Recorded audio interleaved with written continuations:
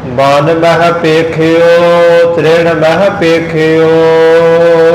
ਵਾਹਿਗੁਰੂ ਜੀ ਕਾ ਖਾਲਸਾ ਵਾਹਿਗੁਰੂ ਜੀ ਕੀ ਫਤਿਹ।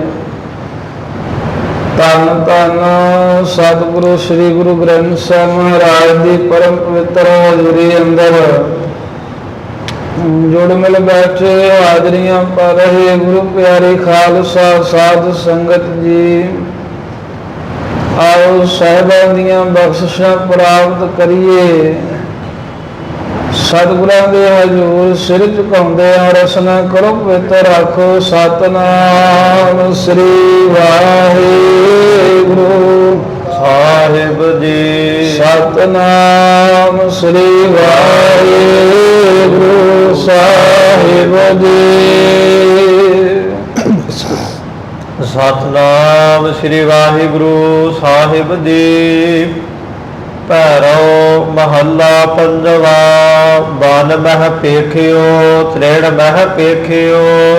ਧੰਨ ਧੰਨ ਸ੍ਰੀ ਗੁਰੂ ਗ੍ਰੰਥ ਸਾਹਿਬ ਮਹਾਰਾਜ ਦੇ ਪਰਮ ਪਵਿੱਤਰ ਅੰਗ 1139 ਤੋਂ ਭੈਰੋ ਰਾਗ ਦੇ ਅੰਦਰ ਪੰਜਵੇਂ ਪਾਤਸ਼ਾਹ ਦੀ ਬਾਣੀ ਸਹਿਜ ਪਾਠ ਸੰਥਿਆ ਪ੍ਰਾਰੰਭ ਹੋ ਰਹੀ ਹੈ। ਭੈਰੋ ਮਹੱਲਾ ਪੰਜਵਾ। ਗੁਰੂ ਅਰਜਨ ਦੇਵ ਮਹਾਰਾਜ ਸਾਹਿਬ ਜੀ ਬਖਸ਼ਿਸ਼ ਕਰਦੇ ਨੇ। ਪ੍ਰਹਾਵ ਦੀ ਤੁਕ ਦੁਆਰਾ ਅਰਥ ਸਪਸ਼ਟ ਹੋਵੇਗਾ। ਸੰਤ ਸੰਗ ਪੇਖਿਓ ਮਨ ਮਾਏ। ਕਹਿੰਦੇ ਜਦੋਂ ਸੰਤਾਂ ਦੀ ਸੰਗਤ ਕਰਕੇ ਤੇ ਮਨ ਦੇ ਮਾਏ ਨਾਮ ਮਾਹੇ ਵਿੱਚ ਪਰਮੇਸ਼ਰ ਵਸਦਾ ਵੇਖ ਲਿਆ, ਫਿਰ ਐਸੀ ਦਿਵ ਦ੍ਰਿਸ਼ਟੀ ਖੁੱਲੀ ਵੀ ਹਰ ਥਾਂ ਤੇ ਰੱਬ ਹੀ ਦਿਖਦਾ। ਹੁਣ ਮਹਾਰਾਜ ਕਿੱਥੇ ਕਿੱਥੇ ਰੱਬ ਦਿਖਦਾ ਹੈ, ਅਨੇਕਾਂ ਦ੍ਰਿਸ਼ਟਾਂਤ ਦਿੰਦੇ ਹਨ। ਬਨ ਮਹਿ ਪੇਖਿਓ ਤ੍ਰਿਣ ਮਹਿ ਪੇਖਿਓ। ਭਾਈ ਸੰਤਾਂ ਦੀ ਸੰਗਤ ਦੁਆਰਾ ਮੈਂ ਬਨ ਮਹਿ ਪੇਖਿਓ। ਬਨ ਜੰਗਲ ਦੇ ਵਿੱਚ ਵੀ ਉਸ ਪਰਮੇਸ਼ਰ ਅਕਾਲ ਪੁਰਖ ਨੂੰ ਹੀ ਵਸਦਾ ਹੋਇਆ ਵੇਖਣਾ ਕੀਤਾ ਹੈ। ਤ੍ਰਿਣ ਮਹਿ ਪੇਖਿਓ ਤੇ ਤ੍ਰਿਣ ਕੱਖ ਘਾਹ ਕਾਨ ਦੇ ਵਿੱਚ ਉਸੇ ਪਰਮੇਸ਼ਰ ਨੂੰ ਰਮਿਆ ਹੋਇਆ ਵੇਖਣਾ ਕੀਤਾ, ਮੈਂ ਵੇਖ ਲਿਆ ਹੈ। ਗ੍ਰਹਿ ਪੇਖਿਓ ਉਦਾਸਾਏ। ਅਤੇ ਗ੍ਰਹਿ ਘਰ ਜਾਂ ਗ੍ਰਸਤ ਦੇ ਵਿੱਚ ਵੀ ਪਰਮੇਸ਼ਰ ਨੇ ਵੇਖਿਆ ਹੈ ਵਸਦਾ। ਤੇ ਉਦਾਸ ਆਏ ਹੁੰਦਾ ਵੀ ਉਦਾਸੀਆਂ ਦੇ ਵਿੱਚ ਜਿਹੜੇ ਘਰ-ਬਾਰ ਤਿਆਗ ਕੇ ਬਾਹਰ ਗਏ ਨੇ, ਉਹਨਾਂ ਵਿੱਚ ਵੀ ਅਕਾਲ ਪੁਰਖ ਵਸਦਾ ਹੀ ਵੇਖਿਓ ਵੇਖਣਾ ਕੀਤਾ ਹੈ। ਦੰਦ ਧਾਰ ਜਟ ਧਾਰੈ ਪੇਖਿਓ। ਫਿਰ ਮਹਾਰਾਜ ਕਹਿੰਦੇ ਵੀ ਦੰਡ ਧਾਰ, ਡੰਡਾ ਧਾਰਨ ਵਾਲੇ ਜਿਹੜੇ ਜੋਗੀ ਹਨ, ਹੱਥ ਵਿੱਚ ਡੰਡਾ ਪਕੜ ਕੇ ਰੱਖਦੇ ਨੇ, ਜਟਾ ਧਾਰੈ। ਅਤੇ ਫਿਰ ਜੋਗੀ ਦੇ ਸੰਨਿਆਸੀਆਂ ਦੇ ਵਿੱਚ ਤੇ ਜਟਾ ਧਾਰੈ ਜਿਹੜੇ ਜੜਾਵਾਂ ਰੱਖਣ ਵਾਲੇ, ਜੜਾਵਾਂ ਦਾ ਜੂੜਾ ਸਿਰ ਤੇ ਕਰਨ ਵਾਲੇ, ਇਹਨਾਂ ਸਾਰਿਆਂ ਦੇ ਵਿੱਚ ਉਹ ਪਰਮੇਸ਼ਰ ਹੀ ਵੇਖਣਾ ਕੀਤਾ ਹੈ। ਇੱਥੇ ਜੋਤ ਦੀ ਗੱਲ ਕਰ ਰਹੇ ਹੈ ਨਾ, ਉਹ ਭੇਖ ਨੂੰ ਮਹਾਰਾਜ ਨਹੀਂ ਮੰਨਦੇ, ਪਰ ਜਦੋਂ ਅੰਦਰ ਦੀ ਗੱਲ ਕਰਦੇ ਨੇ ਤਾਂ ਫਿਰ ਕਹਿੰਦੇ ਵੀ ਜੰਗਲ ਘਾਹ ਗ੍ਰਸਤੀ ਉਦਾਸੀ ਤੇ ਦੰਡ ਧਾਰ ਜੋਗੀ ਜਾਂ ਸੰਨਿਆਸੀ ਆਦਿਕ ਤੇ ਜਟ ਧਾਰ ਹੈ, ਇਹ ਜੜਾਵਾਂ ਵਾਲੇ, ਇਹਨਾਂ ਸਾਰਿਆਂ ਦੇ ਵਸ ਪਰਮੇਸ਼ਰ ਆ, ਉਹ ਵੇਖ ਲਿਆ ਉਸਨੇ। ਵਰਤ ਨੇਮ ਤੀਰਥ ਆਏ। ਫਿਰ ਵਰਤ ਰੱਖਣ ਵਾਲਿਆਂ ਵੀ ਵਾਹਿਗੁਰੂ ਵੇਖਿਆ। ਨੇਮ ਨਿਯਮ ਆਦਿਕ ਰੱਖਣ ਵਾਲੇ, ਜਿਵੇਂ ਨਿਯਮ ਰੱਖ ਲੈਣਾ ਵੀ ਇੰਨੇ ਦਿਨ ਮੈਂ ਭੁੰਜੇ ਸੋਵਾਂਗਾ, ਇੰਨੇ ਦਿਨ ਮੈਂ ਇਹੀ ਕੱਪੜੇ ਪਾਵਾਂਗਾ, ਇੰਨੇ ਦਿਨ ਮੈਂ ਨੰਗੇ ਪੈਰੀਂ ਹੀ ਰਹਾਂਗਾ। ਤੀਰਥ ਆਏ। ਇਹ ਤੀਰਥ ਆਏ ਤੇ ਤੀਰਥਾਂ ਦੇ ਉੱਪਰ ਵਸਣ ਵਾਲੇ ਜਾਂ ਤੀਰਥਾਂ ਦੀਆਂ ਯਾਤਰਾ ਕਰਨ ਵਾਲੇ, ਇਹਨਾਂ ਸਾਰਿਆਂ ਦੀ ਵਾਹਿਗੁਰੂ ਵਸਦਾ ਹੈ। ਇਹ ਮਹਾਰਾਜ ਕਹਿੰਦੇ ਅਸੀਂ ਵੇਖਣਾ ਕੀਤਾ ਏ। ਸੰਤ ਸੰਗ ਪੇਖਿਓ ਮਨ ਮਾਏ। ਕਦੋਂ ਸਾਰਿਆਂ ਦੇ ਰੱਬ ਦਿਖਿਆ ਤੁਹਾਨੂੰ, ਤਾਂ ਸਾਹਿਬ ਕਹਿੰਦੇ ਸੰਤ ਸੰਗ, ਜਦੋਂ ਸੰਤਾਂ ਦਾ ਸੰਗ ਕੀਤਾ, ਭਾਵ ਨਾਮ ਵਿਆਸੀਆਂ ਦੀ ਇਕੱਤਰਤਾ ਜਦੋਂ ਬੈਠਣ ਲੱਗ ਪਏ, ਪੇਖਿਓ ਮਨ ਮਾਏ। ਉਹਨਾਂ ਦੀ ਕਿਰਪਾ ਨਾਲ ਪਰਮੇਸ਼ਰ ਨੂੰ ਮਨ ਹਿਰਦੇ ਦੇ ਮਾਏ ਵਿੱਚ, ਮਾਏ ਮਾਹੇ ਅੰਦਰ ਹੀ ਕਹਿੰਦੇ ਪੇਖਿਓ ਵੇਖ ਲਿਆ ਹੈ ਵਸਦਾ, ਜਦੋਂ ਹੁੰਦੇ ਵੇਖਿਆ ਫਿਰ ਸਾਰਿਆਂ ਦੀ ਰੱਬ ਵਸਦਾ ਦਿਖਾਇਆ। ਊਬ ਪਇਆਲ ਸਰਬ ਮਹਿ ਪੂਰਨ। ਫਿਰ ਉਹਨੂੰ ਐਸੀ ਬਿਰਤੀ ਖੁੱਲੀ ਵੀ ਊਬ ਹੁੰਦਾ ਉੱਚਾ, ਉੱਚੇ ਆਕਾਸ਼ ਆਦਿਕ, ਪਇਆਲ ਤੇ ਪਇਆਲ ਪਤਾਲ ਹੇਠਾਂ, ਧਰਤੀ ਤੋਂ ਵੀ ਥਾਂ ਦੀ ਨੀਵੀਂ ਜਗ੍ਹਾ। ਕਹਿੰਦੇ ਵੀ ਉੱਪਰ ਆਕਾਸ਼ ਦੇ ਵਿੱਚ, ਥੱਲੇ ਪਤਾਲ ਆਦਿਕ ਦੇ ਵਿੱਚ, ਗੱਲ ਕੀ ਵੀ ਸਰਬ ਮਹਿਪੂਰਨ, ਸਰਵੀ ਥਾਵਾਂ ਦੇ ਵਿੱਚ ਪਰਮੇਸ਼ਰ ਅਕਾਲ ਪੁਰਖ ਨੂੰ ਪਰਿਪੂਰਨ ਵੇਖਣਾ ਕੀਤਾ ਹੈ। ਰਸ ਮੰਗਲ ਗੁਣ ਗਾਏ। ਪਰ ਵੇਖਿਆ ਕਦੋਂ? ਜਦੋਂ ਸਾਧ ਸੰਗਤ ਵਿੱਚ ਮਿਲ ਕੇ ਸੰਤਾਂ ਦੀ ਸੰਗਤ ਦੁਆਰਾ ਰਸ ਹੁੰਦਾ ਪ੍ਰੇਮ, ਪ੍ਰੇਮ ਦੇ ਸਹਿਤ ਹੋ ਕਰਕੇ ਮੰਗਲ ਗੁਣ ਗਾਏ। ਵਾਹਿਗੁਰੂ ਦੇ ਮੰਗਲ ਆਨੰਦ ਸਰੂਪ ਪਰਮੇਸ਼ਰ ਦੀ ਪ੍ਰਾਪਤੀ ਵਾਲੇ ਜਦ ਗੁਣ ਗਾਉਣਾ ਕੀਤੇ। ਜੋਗ ਭੇਖ ਸੰਨਿਆਸਾ ਪੇਖਿਓ। ਅੰਦਰ ਵੇਖਣ ਤੋਂ ਬਾਅਦ ਐਸੀ ਫਿਰ ਦ੍ਰਿਸ਼ਟੀ ਖੁੱਲੀ ਹੈ ਵੀ ਜੋਗ ਭੇਖ ਸੰਨਿਆਸਾ ਪੇਖਿਓ। ਕਹਿੰਦੇ ਵੀ ਹੁਣ ਅੰਦਰ ਵੇਖ ਲਿਆ ਜਦੋਂ ਦਾ, ਹੁਣ ਜੋਗੀਆਂ ਦੇ ਵਿੱਚ ਤੇ ਸੰਨਿਆਸ ਸਾਧਕ ਜਿਹੜੇ ਭੇਖ ਹਨ ਵੀ ਜੋਗੀਆਂ ਦੇ ਭੇਖਾਂ ਦੇ ਵਿੱਚ, ਸੰਨਿਆਸੀਆਂ ਦੇ ਵਿੱਚ ਵੀ ਪੇਖਿਓ ਪਰਮੇਸ਼ਰ ਨੂੰ ਵੇਖਣਾ ਕੀਤਾ ਹੈ। ਜਤ ਜੰਗਮ ਕਾ ਪੜਾਏ। ਅਤੇ ਜਾਤ ਜਾਤੀ ਜਿਹੜੇ ਕਹਿੰਦੇ ਵੀ ਅਸੀਂ ਅਛੋਹ ਹਾਂ ਸਰੀਰ ਦੀ ਸਪਰਸ਼ ਕਰਨ ਤੋਂ, ਅਤੇ ਫਿਰ ਜੰਗਮ ਤੁਰਨ ਫਿਰਨ ਵਾਲੇ ਜਿਹੜੇ ਤੁਰੇ ਫਿਰਦੇ ਨੇ ਹਰ ਸਮੇਂ, ਤੇ ਕਾ ਪੜਾਏ, ਤੇ ਜੋ ਕਾਪੜੀ ਭੇਖ ਵਾਲੇ ਨੇ ਉਹਨਾਂ ਵਿੱਚ ਵੀ ਪਰਮੇਸ਼ਰ ਹੀ ਵਸਦਾ ਵੇਖਣਾ ਕੀਤਾ ਹੈ। ਤਪੀ ਤਪੀਸਵਰ ਮਨ ਮਹਿ ਪੇਖਿਓ। ਤਪੀ ਤਪ ਕਰਨ ਵਾਲਿਆਂ ਵਿੱਚ ਤਪੀਸਵਰ, ਸੱਸੇ ਨੂੰ ਔਂਕੜੇ ਸਾਧ ਸੰਗਤ ਧਿਆਨ ਰੱਖਣਾ, ਆਮ ਤਪੀਸਰ ਹੀ ਕਹਿ ਜਾਂਦੇ ਆਪਾਂ, ਨਹੀਂ ਤਾਂ ਤਪੀਸਵਰ। ਤੇ ਫਿਰ ਤਪੀਆਂ ਦੇ ਵੀ ਜਿਹੜੇ ਸੁਰ ਈਸ਼ਵਰ ਭਾਵ ਵੱਡੇ ਵੱਡੇ ਤਪੀਏ ਜਿਹੜੇ ਹਨ, ਅਤੇ ਮੁਨੀ ਜਨ ਮੰਨਣਸ਼ੀਲ ਮਹਾਤਮਾ ਮੈਂ ਪੇਖੇ ਨਾ ਸਾਰਿਆਂ ਵਿੱਚ ਵੀ ਵਾਹਿਗੁਰੂ ਨੇ ਵੇਖਣਾ ਕੀਤਾ ਹੈ। ਨਾਟ ਨਾਟਕ ਨਿਰਤਾਏ। ਨਾਟਕ ਕਹਿੰਦੇ ਨੇ ਸਵਾਂਗੀ, ਜਿਹੜੇ ਨਾਟਕਕਾਰ ਤਮਾਸ਼ਾ ਕਰਨ ਵਾਲੇ, ਕਹਿੰਦੇ ਵੀ ਉਹਨਾਂ ਸਵਾਂਗੀਆਂ ਨਾਟਕਕਾਰਾਂ ਦੇ ਵਿੱਚ ਵੀ ਵਾਹਿਗੁਰੂ ਵੇਖਿਆ ਹੈ। ਤੇ ਨਾਟਕ ਹੁੰਦੀ ਸਾਧ ਸੰਗਤ ਨਾਲ, ਜਿਹੜੇ ਨਾਲ ਵੇਖ ਕਰਕੇ ਰੋਗ ਦੱਸਣ ਵਾਲੇ, ਭਾਵ ਲੈਣਾ ਵੀ ਵੈਦ, ਉਹਨਾਂ ਵੈਦਾਂ ਦੇ ਵਿੱਚ ਵੀ ਵਾਹਿਗੁਰੂ ਵੇਖ ਲਿਆ। ਤੇ ਨਿਰਤਾਏ, ਨਿਰਤਾਏ ਹੁੰਦੇ ਵੀ ਰਾਸ ਧਾਰੀਏ, ਜਿਵੇਂ ਆਜੋ ਕ੍ਰਿਸ਼ਨ ਜੀ ਦੀ ਸਾਧ ਸੰਗਤ ਰਾਧਾ ਕ੍ਰਿਸ਼ਨ ਬਣ ਕੇ ਰਾਸਾਂ ਪਾਉਂਦੇ ਨੇ। ਤੇ ਜਾਂ ਫਿਰ ਜਦੋਂ ਇਹ ਆਉਂਦਾ ਹੈ ਦੁਸਹਿਰੇ ਦਾ ਦਿਨ ਨੇੜੇ, ਤੇ ਉਦੋਂ ਫਿਰ ਰਾਮ ਜੀ ਦਾ, ਸੀਤਾ ਜੀ ਦਾ ਰੂਪ ਬਣਾ ਕੇ ਤੇ ਕਈ ਤਰ੍ਹਾਂ ਦੀਆਂ ਰਾਸ ਲੀਲਾ ਕਰਦੇ ਹਨ, ਰਾਮ ਲੀਲਾ। ਇਹ ਜਿੰਨੇ ਵੀ ਨਿਰਤ ਕਰਨ ਵਾਲੇ ਹਨ, ਇਹਨਾਂ ਵਿੱਚ ਵੀ ਮਹਾਰਾਜ ਕਹਿੰਦੇ ਵੀ ਅਸੀਂ ਵਾਹਿਗੁਰੂ ਵਸਦਾ ਵੇਖਣਾ ਕੀਤਾ ਏ। ਚਾਹੋ ਮਹਿ ਪੇਖਿਓ ਖਾਟ ਮਹਿ ਪੇਖਿਓ। ਚਾਹੋ ਮਹਿ ਪੇਖਿਓ, ਚਾਹੋ ਚਾਰ ਗਿਣਤੀ, ਗਿਣਤੀ ਚਾਰ ਤੋਂ ਭਾਵ ਚਾਰੇ ਜਿਹੜੇ ਵੇਦ ਹਨ, ਵੇਦਾਂ ਦਾ ਭਾਵ ਹੁੰਦਾ ਜਿਹਨਾਂ ਦੀ ਲਿਖਤੀ ਗਿਆਨ ਹੋਵੇ, ਉਹਨਾਂ ਨੂੰ ਵੇਦ ਕਹਿੰਦੇ ਹਨ। ਚਾਹੋ ਮਹਿ ਪੇਖਿਓ, ਤੇ ਕਹਿੰਦੇ ਚੌਹਾਂ ਵੇਦਾਂ ਦੇ ਵਿੱਚ ਵੀ ਉਸ ਪਰਮੇਸ਼ਰ ਨੂੰ ਵੇਖ ਲਿਆ ਵੀ ਵਾਹਿਗੁਰੂ ਦਾ ਹੀ ਆ ਸਭ ਕੁਝ।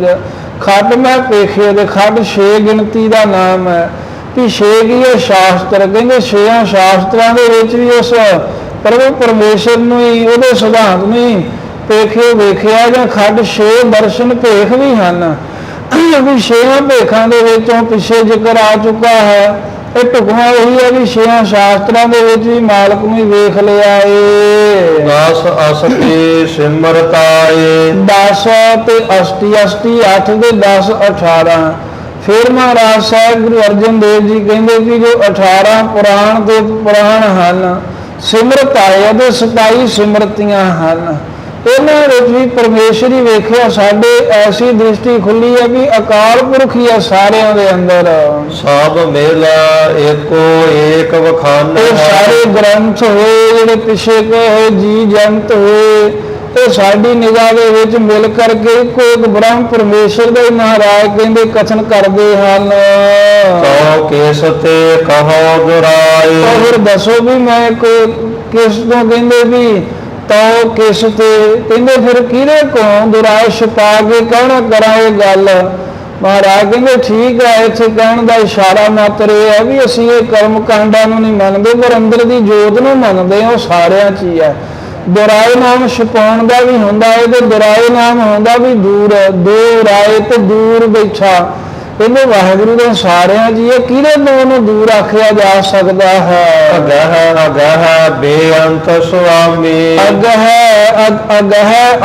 ਬੇਅੰਤ ਸੁਆਮੀ। ਅਗਹ ਜੋ ਡੂੰਘੇ ਤੋਂ ਵੀ ਡੂੰਘਾ ਹੈ, ਜਾਂ ਅਗਹ ਜੋ ਗ੍ਰਹਿਣ ਕਰਨ ਤੋਂ ਰਾਹ ਜਿਹਨੂੰ ਪਕੜਿਆ ਨਹੀਂ ਜਾ ਸਕਦਾ ਮਨ ਦੇ ਸੰਕਲਪਾਂ ਕਰਕੇ। ਅਗਹ ਜਿਹੜਾ ਅਥਾਹ ਜਿਹਦਾ ਅਥਾਹ ਨਹੀਂ ਪਾਇਆ ਜਾ ਸਕਦਾ, ਜਿਹੜਾ ਬੇਅੰਤ ਹੈ, ਕਿਸੇ ਦੇ ਅੰਤ ਪਾਉਣ ਤੋਂ ਰਹਿਤ ਹੈ। ਸੁਆਮੀ ਜਿਹੜਾ ਸਾਰੇ ਹੀ ਜਗਤ ਦਾ ਮਾਲਕ ਹੈ ਪਰਮੇਸ਼ਰ।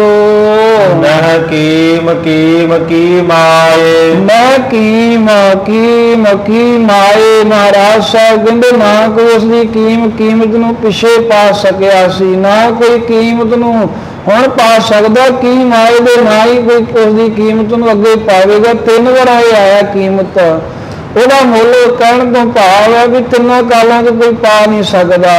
ਜਾਂ 3 ਕੀ ਹੈ, ਮਨ ਬਾਣੀ ਸਰੀਰ ਕਰਕੇ ਕੋਈ ਉਹਦਾ ਮੁੱਲ ਨਹੀਂ ਪਾ ਸਕਦਾ। ਜਨ ਨਾਮ ਭਾਵ ਕੀਮਤ ਪਾਉਣੀ ਇਹ ਹੁੰਦੀ ਹੈ ਵੀ ਜਿਵੇਂ ਆਪਾਂ ਕਹਿ ਦਿੰਦੇ ਆ ਨਾ ਵੀ 100 ਰੁਪਏ ਦੀ ਆਹ ਚੀਜ਼ ਮਿਲ ਜਾਂਦੀ ਹੈ, ਫਲਾਨੀ ਵਸਤੂ ਦੇ ਕੇ ਆਹ ਲੈ ਲਈਦੀ ਹੈ। ਕਹਿੰਦੇ ਵੀ ਰੱਬ ਸੰਸਾਰ ਦੇ ਪਦਾਰਥਾਂ ਬਦਲੇ ਨਹੀਂ ਮਿਲਦਾ, ਮਾਲਕ ਦਾ ਕੋਈ ਮੁੱਲ ਨਹੀਂ ਪਾ ਸਕਦਾ ਕਿਸੇ ਪੈਸੇ ਨਾਲ, ਕੋਈ ਜ਼ਮੀਨ ਦਾਦ ਰੁਪਏ ਦੇ ਨਾਲ। ਜਨ ਨਾਨਕ ਤਿਨ ਕਾ ਬਲ ਬਲ ਜਾਈ। ਦੇਵ ਸਾਹਿਬ ਜੀ ਕਹਿੰਦੇ ਵੀ ਉਹਨਾਂ ਗੁਰਮੁਖਾਂ ਦੇ ਉੱਪਰੋਂ ਬਲ ਬਲ ਕੁਰਬਾਨ ਬਲਿਹਾਰ ਸਦਕੇ ਜਾਈਏ ਭਾਈ।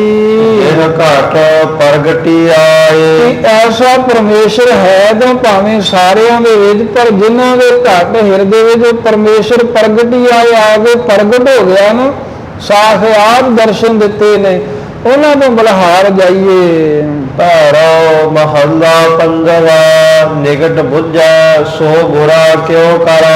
ਅਰਜਨ ਦੇਵ ਮਹਾਰਾਜ ਕਹਿੰਦੇ ਵੀ ਜਿਹੜਾ ਮਨੁੱਖ ਪਰਮੇਸ਼ਰ ਨੂੰ ਆਪਣੇ ਨਿਕਟ ਹੀ ਅੰਗ ਸੰਗ ਹੀ ਨੇੜੇ ਹੀ ਵਸਦਾ ਹੋਇਆ ਬੁੱਝਦਾ ਸਮਝਦਾ ਹੈ, ਹਾਂਜੀ, ਸੋ ਬੁਰਾ ਕਿਉ ਕਰਾ। ਉਹ ਮਨੁੱਖ ਬੁਰਾ ਕਿਸੇ ਦਾ ਕਿਵੇਂ ਕਰ ਸਕਦਾ ਹੈ? ਭਾਵ ਕਿਸੇ ਦਾ ਮੰਦਾ ਨਹੀਂ ਕਰਦਾ।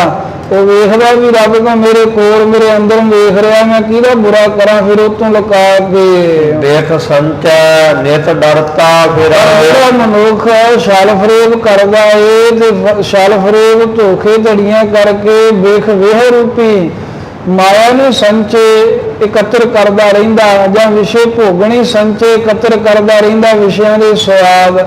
ਨਿਤ ਡਰਤਾ ਫਿਰੈ। ਉਹ ਕਹਿੰਦੇ ਨਿਤਾ ਪ੍ਰਤੀ ਹੀ ਨਾ ਡਰਦਾ ਹੀ ਰਹਿੰਦਾ, ਉਹਨੂੰ ਕੋਈ ਨਾ ਕੋਈ ਸਰਕਾਰੀ ਦਰਬਾਰੇ ਡਰ, ਅਕਾਲ ਤੋਂ ਡਰ ਬਣਿਆ ਰਹਿੰਦਾ ਉਹਦੇ ਅੰਦਰ, ਜਿਹੜੇ ਵਾਹਿਗੁਰੂ ਦੇ ਡਰ ਤੋਂ ਦੂਰ ਹਨ।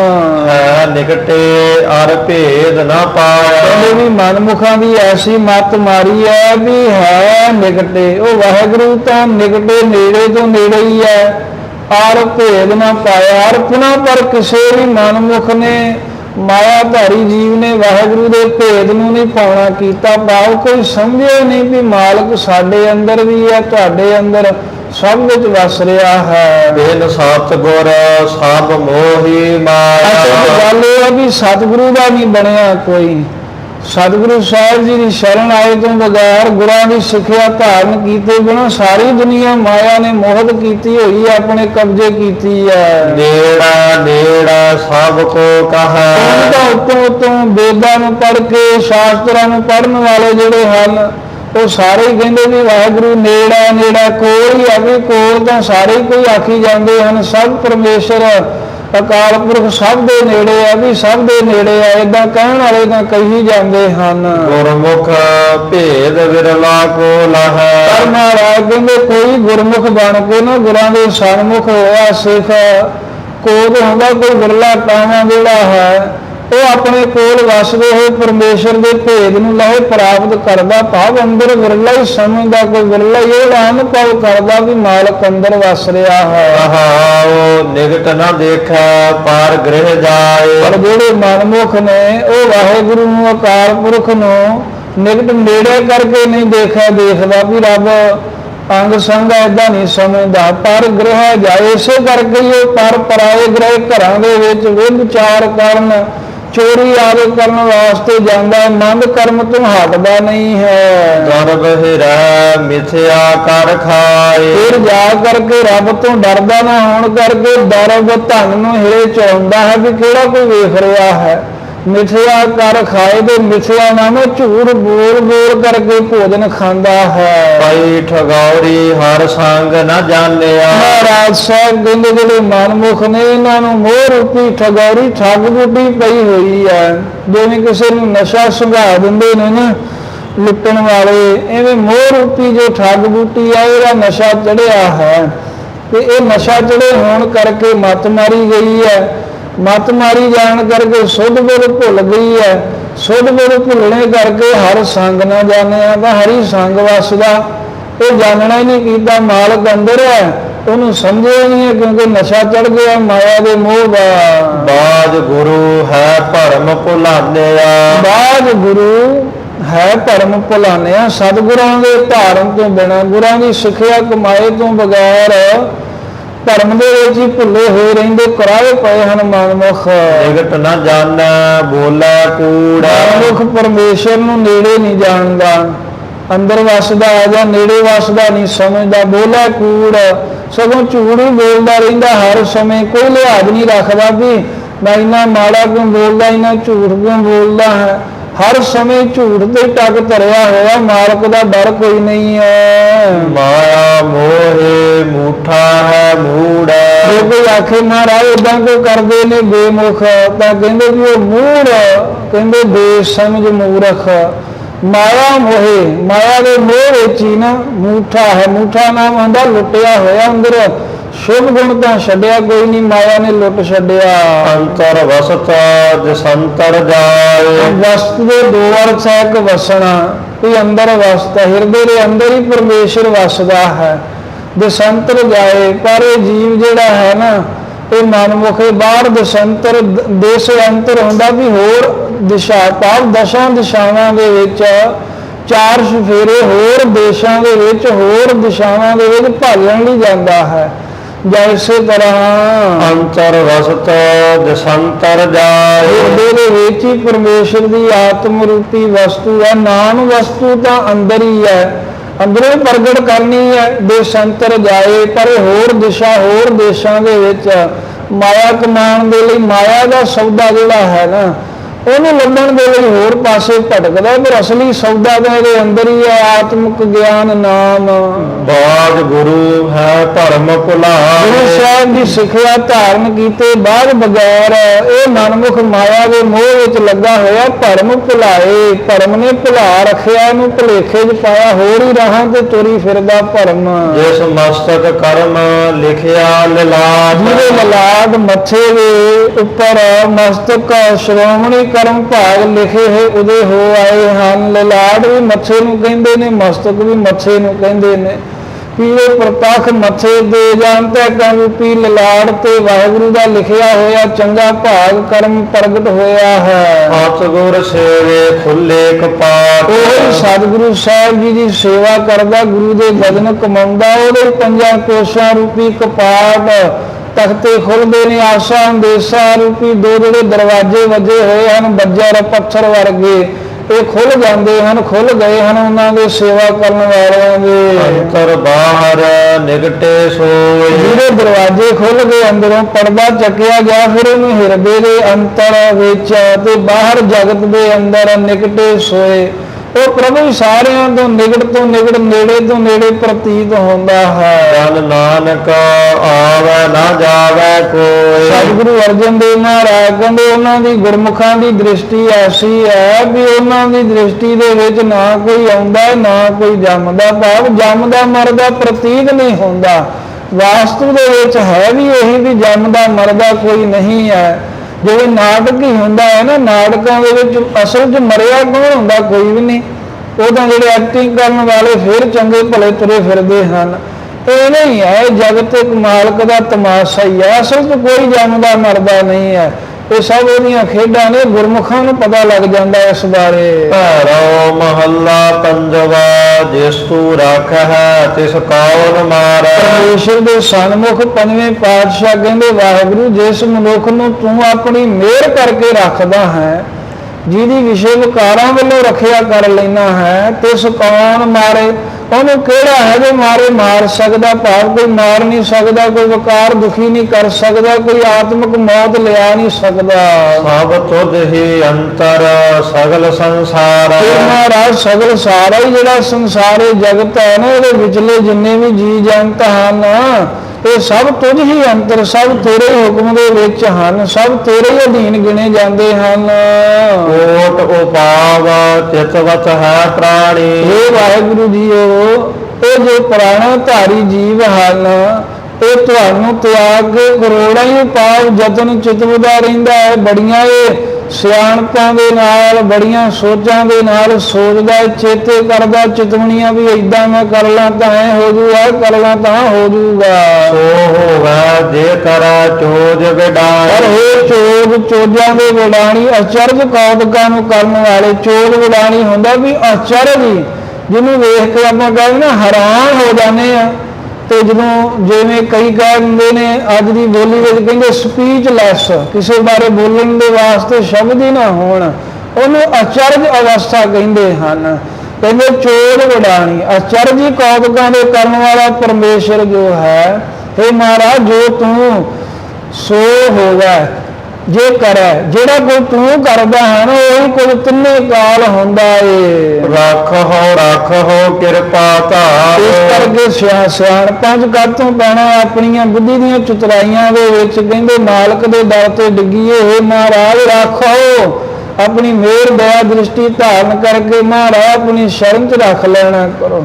ਰੱਖੋ ਮਹਾਰਾਜ ਕਿਰਪਾ ਕਰਕੇ, ਜਾਂ ਰੱਖੋ ਮਾਤਾ ਦੇ ਗਰਭ ਵਿੱਚ ਜਿਵੇਂ ਰੱਖਿਆ ਕੀਤੀ ਸੀ, ਐਵੇਂ ਹੁਣ ਰੱਖ ਲਓ ਵਿਕਾਰਾਂ ਤੋਂ ਕਿਰਪਾ ਧਾਰਨ ਕਰਕੇ। ਤੇਰੀ ਸ਼ਰਨ ਤੇਰਾ ਦਰਬਾਰ। ਮਹਾਰਾਜ ਮੈਂ ਤੇਰੀ ਸ਼ਰਨ ਓਟ ਵਿੱਚ ਆਇਆ, ਤੇਰਾ ਆਸਰਾ ਲਿਆ ਤੇ ਤੇਰੇ ਸਤ ਸੰਗਤ ਰੂਪੀ ਦਰਬਾਰ ਦੇ ਵਿੱਚ ਆਣ ਪਹੁੰਚਿਆ ਹਾਂ। ਰਹਾਉ ਜਿਨ ਸੇਵਿਆ ਨਿਰਭਉ ਸੁਖ ਦਾਤੇ। ਨਿਰਭਉ ਭੈ ਤੋਂ ਰਹਿਤ ਸੁੱਖਾਂ ਦੇ ਦੇਣ ਵਾਲੇ ਦਾਤੇ ਪਰਮੇਸ਼ਰ ਹੈ। ਜਿਨ ਸੇਵਿਆ, ਜਿਸ ਨੇ ਵੀ ਤੈਨੂੰ ਸੇਵਨਾ ਕੀਤਾ ਹੈ, ਭਾਵ ਜਿਹਨੇ ਵੀ ਤੇਰਾ ਦਿਲ ਦੀਆਂ ਗਹਿਰਾਈਆਂ ਦੇ ਨਾਲ ਸਿਮਰਨ ਕੀਤਾ ਹੈ। ਤਿਨ ਭਉ ਦੂਰ ਕੀਆ ਏਕ ਭਰਾਤਾ।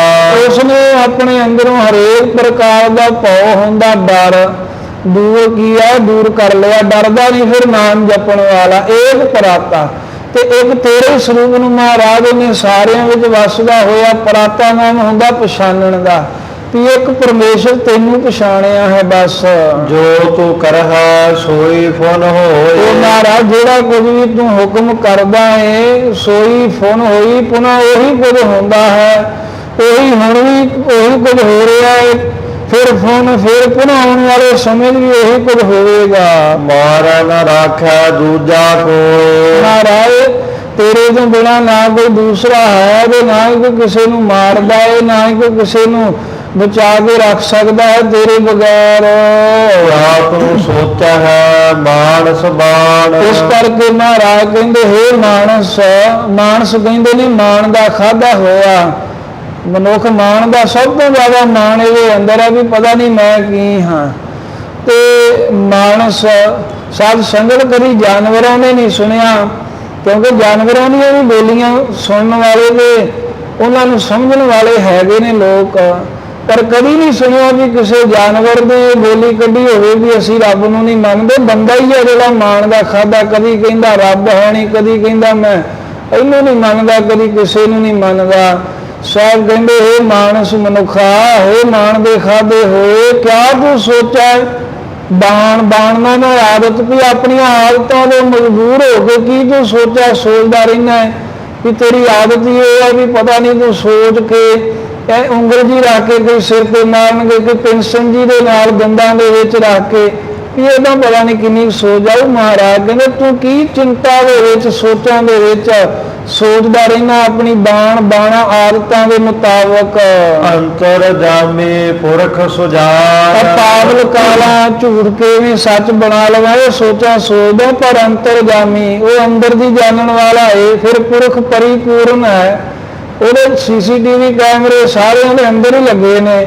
ਸੁਜਾਨ ਸੋ ਭਲੀ ਪ੍ਰਕਾਰ ਤੇਰੀ ਚੰਗੀ ਤਰ੍ਹਾਂ ਹਰ ਇੱਕ ਗੱਲ ਤੋਂ ਚੰਗੀ ਤਰ੍ਹਾਂ ਜਾਣੂ ਹੈ, ਤੇਰੀਆਂ ਕਰਤੂਤਾਂ ਤੋਂ। ਏਕ ਟੇਕ ਏਕੋ ਆਧਾਰ, ਇੱਕ ਇੱਕ ਪਰਮੇਸ਼ਰ ਦੀ ਬਾਣੀ ਕਰਕੇ ਟੇਕ ਲੈ, ਇੱਕ ਦੀ ਸਰੀਰ ਕਰਕੇ ਓੜ ਲੈਣਾ ਕਰ, ਤੇ ਇੱਕ ਪਰਮੇਸ਼ਰ ਦਾ ਹੀ ਆਸਰਾ ਬਣਾ ਮਨ ਕਰਕੇ ਵੀ ਭਾਵ ਮਨ ਬਾਣੀ ਸਰੀਰ ਕਰਕੇ ਇੱਕੋ ਮਾਲਕ ਦਾ ਹੀ ਓਟ ਆਸਰਾ ਲੈ ਭਾਈ। ਸਭ ਕਿਛ ਜਾਣੈ ਸਿਰਜਣਹਾਰ, ਉਹ ਸਿਰਜਣਹਾਰ ਸਾਰੇ ਜਗਤ ਦਾ ਰਚਨਹਾਰ ਹੈ ਤੇ ਸਾਰਾ ਕੁਝ ਜਾਣਦਾ ਤੇ ਕੁਝ ਛਿਪਿਆ ਨਹੀਂ ਹੈ। ਜਿਸ ਉੱਪਰ ਨਜ਼ਰ ਜਿਹੜੇ ਮਾਈਆਂ ਪ੍ਰਾਣੀਆਂ ਕਹਿ ਦਿੰਦੀਆਂ ਨਾ ਵੀ ਢਿੱਡ ਦੇ ਜੰਮਿਆਂ ਦੇ ਦੰਦ ਵੀ ਗਿਣੇ ਹੁੰਦੇ ਨੇ, ਮਾਲਕ ਨੇ ਜੰਮਿਆ ਹੈ ਨਾ ਸਾਰਿਆਂ ਨੂੰ।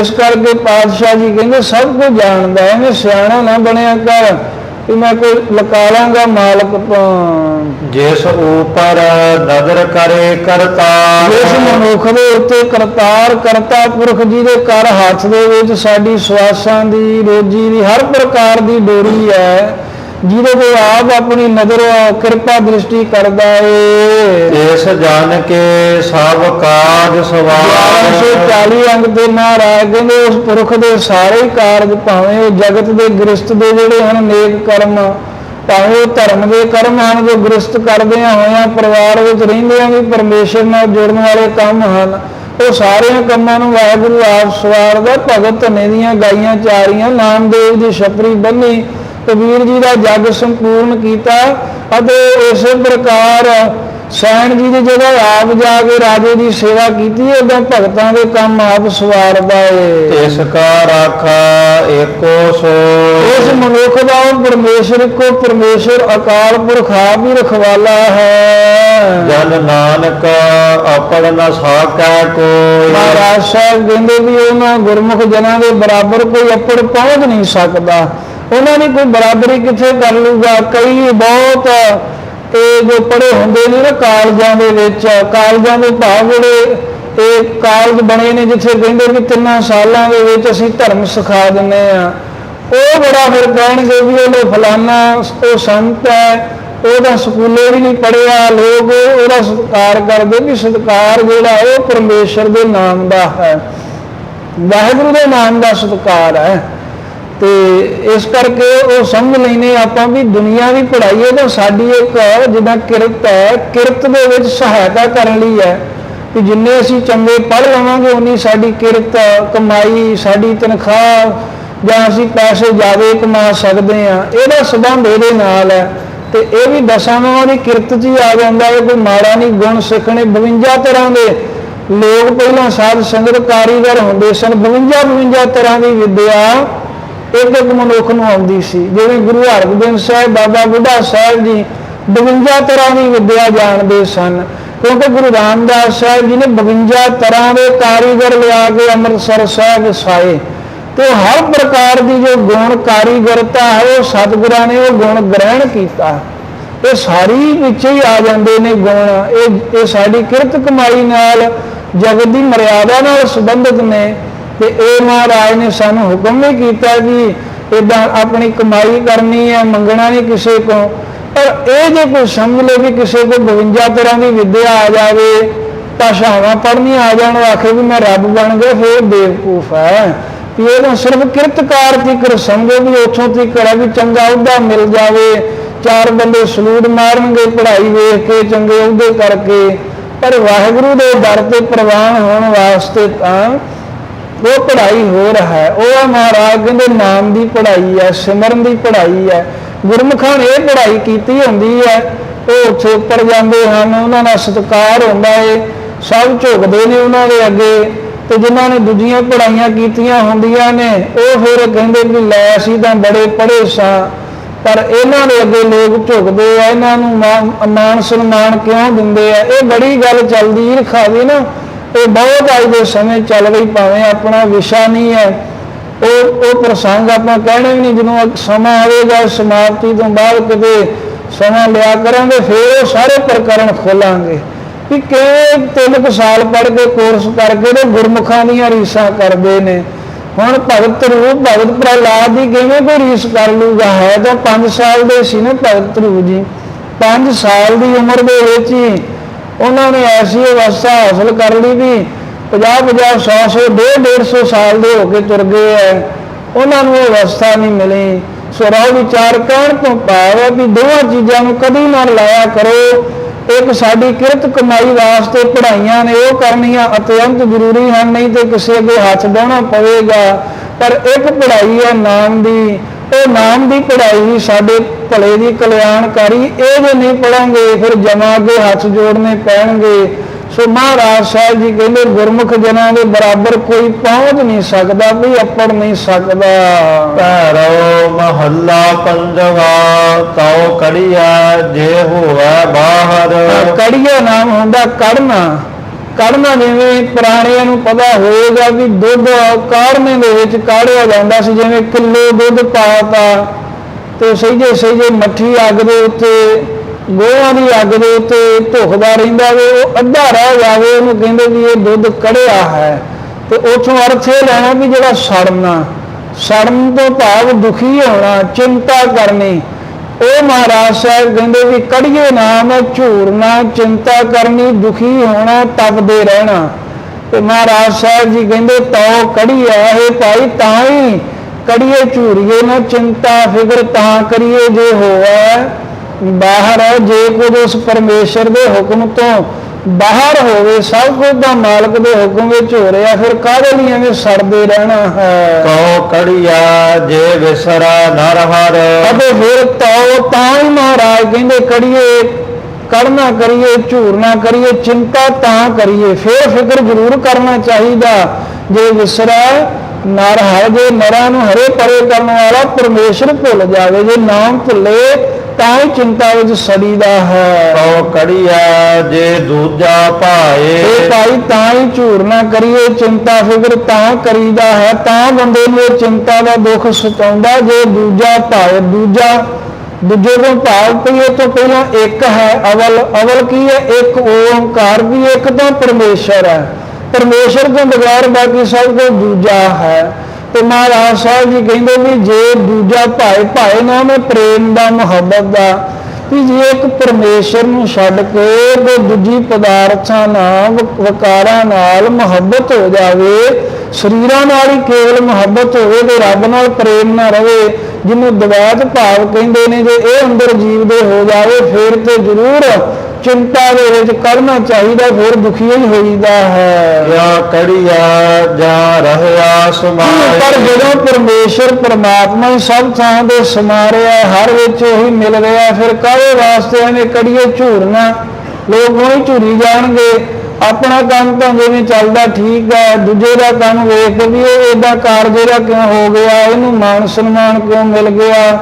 ये महाराज कहते भी कल ही झूरना है, कल ही चिंता करनी, सब चोही तो वस रहा है। माया मोहे कड़े काड़ पतिया। अच्छा कहते भाई जीव माया के मोह मोह स्नेह करके ना कड़े कड़ पचिया, व्यर्थ ही ना कड़ कड़ के झूर झूर के ईरखा की अग विच, चिंता की अग विच, नरकां की दुखों की अग में पतिया सड़दा रहिंदा, हर समय धुखदा रहिंदा है। बिन नाम भ्राम भ्राम भ्राम खपिया। वाहिगुरू दे नाम जपे तो बगैर रहिंदा ज्यादा समा जीवन इहदा परमेश्वर के सिमरन तो बिना ही है, बज हुई है। वाहिगुरू का सिमरन पिछे करते हैं, 3-3 घंटिया की फिल्म नित वेख लेंदे ने अज दे नियाणे, जिन्नियां मर्जी दिखा लो, सिनेमिਆਂ 'ਚ विखा लो, घरां 'ਚ TV ला के मैच चलते हैं, 6-6 घंटे वेख लेंदे ने। सिमरन करना होवे 6 मिनटां की मौत पैंदी है, किवें साडा भला होऊगा? दिन ना आवे नाम तो बगैर। महाराज साहब जी कहते भ्रम भ्रम भ्रम खपिया। वो जीव भरम का भरमाया होया जूना जी भरमदा रहिंदा, उहदे विकारां विच ही खपदा, खचत होंदा, नाश होया रहिंदा है हर समय।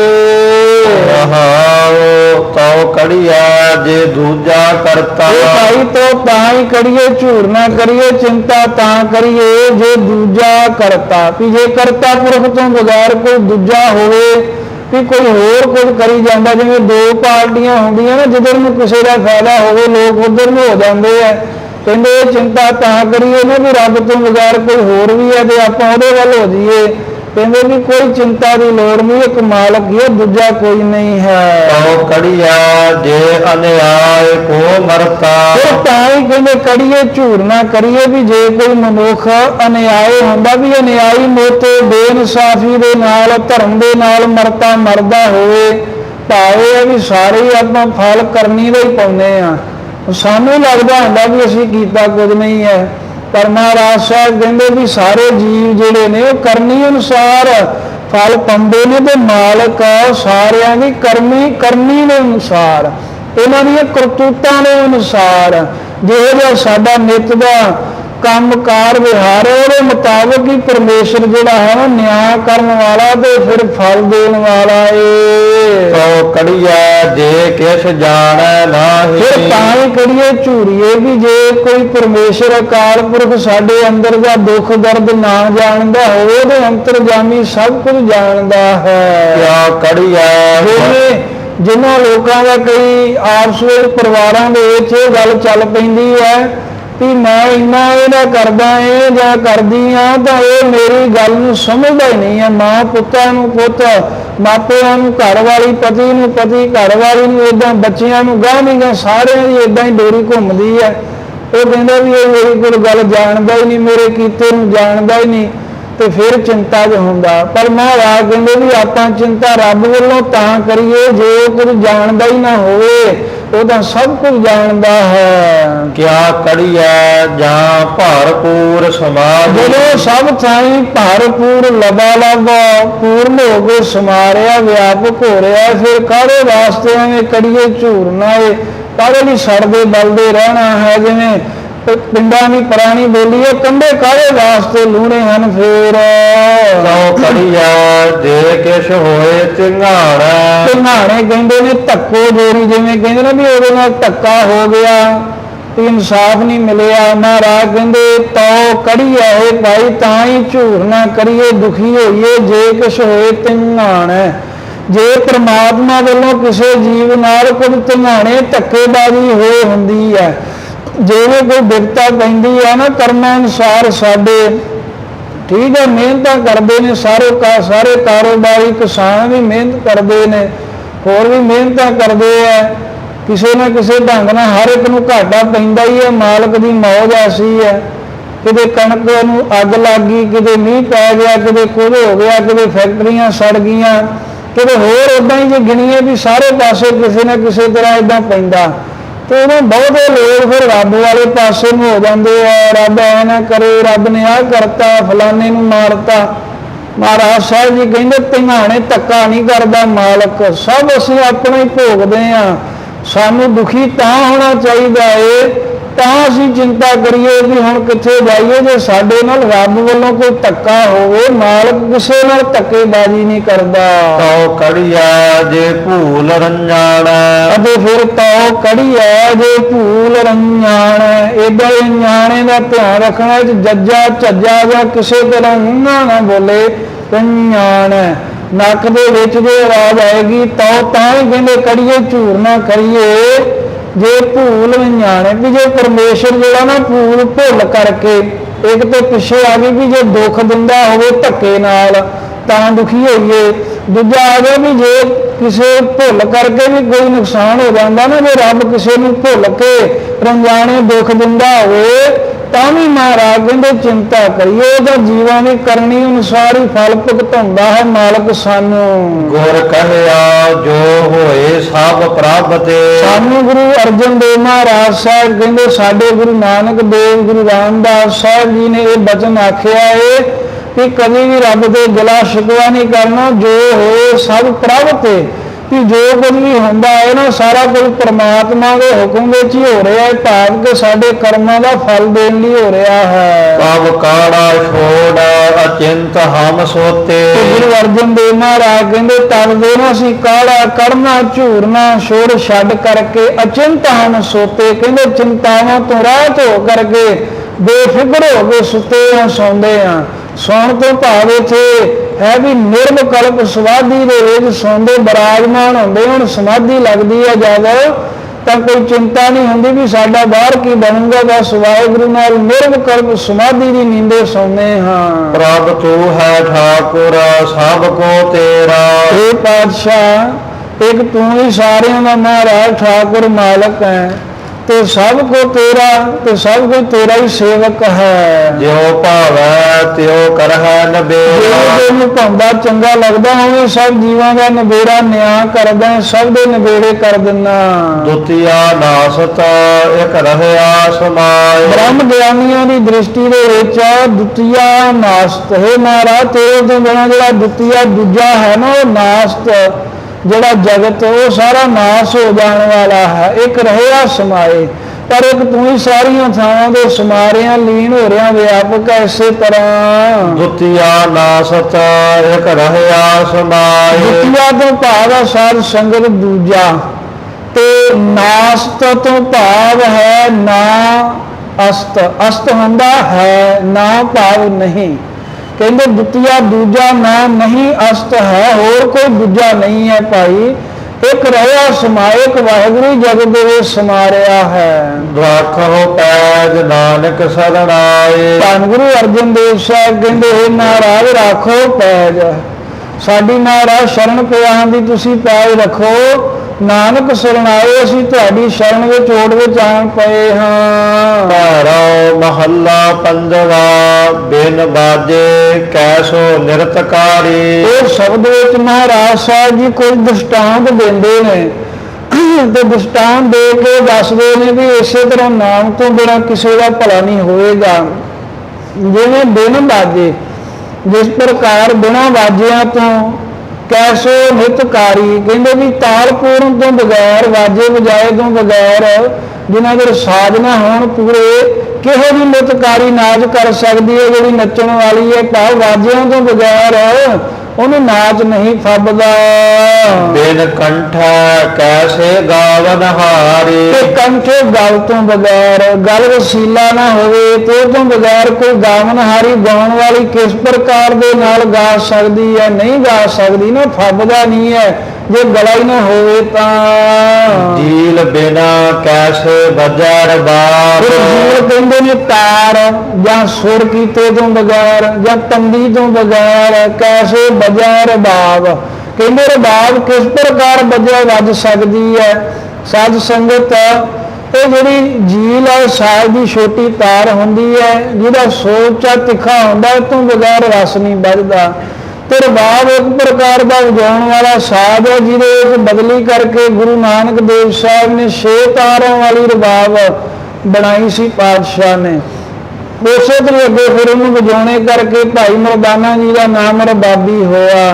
ਕਹਿੰਦੇ ਜੀਲ ਬਿਨਾ, ਤਾਰ ਤੋਂ ਬਿਨਾ, ਸੁਰ ਕੀਤੇ ਤੋਂ ਬਗੈਰ ਕੈਸੇ ਵੱਜੈ ਰਬਾਬ।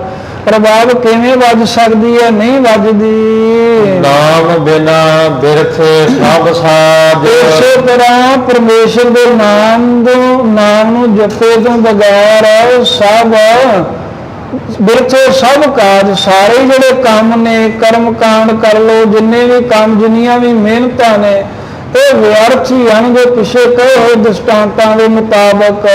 ਨਾਮ ਬਿਨਾ ਕਹੋ ਕੋ ਤਰਿਆ। ਗੁਰੂ ਅਰਜਨ ਦੇਵ ਸਾਹਿਬ ਕਹਿੰਦੇ ਕਹੋ ਦੱਸੋ ਖਾਂ ਭਾਈ, ਵਾਹਿਗੁਰੂ ਦੇ ਨਾਮ ਜਪੇ ਤੋਂ ਬਿਨਾ ਕਿਹੜਾ ਕੋਈ ਤਰਿਆ ਹੈ, ਕਿਹੜਾ ਕੋਈ ਮੁਕਤ ਹੋਇਆ? ਭਾਵ ਕੋਈ ਨਹੀਂ ਤਰ ਸਕਿਆ। ਬਿਨ ਸਤਿਗੁਰ ਕੈਸੇ ਪਾਰ ਪਰਿਆ। ਸਤਿਗੁਰੂ ਸਾਹਿਬ ਦੀ ਸੰਗਤ ਵਿੱਚ ਆਏ ਤੋਂ ਬਿਨਾ ਸੰਸਾਰ ਸਮੁੰਦਰ ਤੋਂ ਕੋਈ ਕਿੱਦਾਂ ਪਾਰ ਪਿਆ ਹੈ? ਨਹੀਂ ਪੈ ਸਕਦਾ। ਬਿਨ ਜਿਹਵਾ ਕਹਾ ਕੋ ਬਕਤਾ। ਹੋਰ ਦਸਤਾਨ ਦਿੰਦੇ ਨੇ ਵੀ ਜਿਵੇਂ ਬਿਨ ਜਿਹਵਾ, ਜਿਹੜਾ ਜ਼ਬਾਨ ਤੋਂ ਬਗੈਰ ਹੋਵੇ, ਜਿਹਦੀ ਜ਼ਬਾਨ ਨਾ ਹੋਵੇ, ਕਹਾਂ ਕੋ ਬਕਤਾ। ਕਹਿੰਦੇ ਕੋਈ ਕਿੱਥੇ ਬਗਤਾ ਬੋਲ ਸਕਦਾ ਹੈ? ਬਗਤਾ ਬਣ ਕੇ ਕਿਵੇਂ ਕੋਈ ਲੈਕਚਰ ਦੇ ਸਕਦਾ ਏ? ਬਿਨ ਸ਼ਰਵਨਾ ਕਹਾ ਕੋ ਸੁਨਤਾ।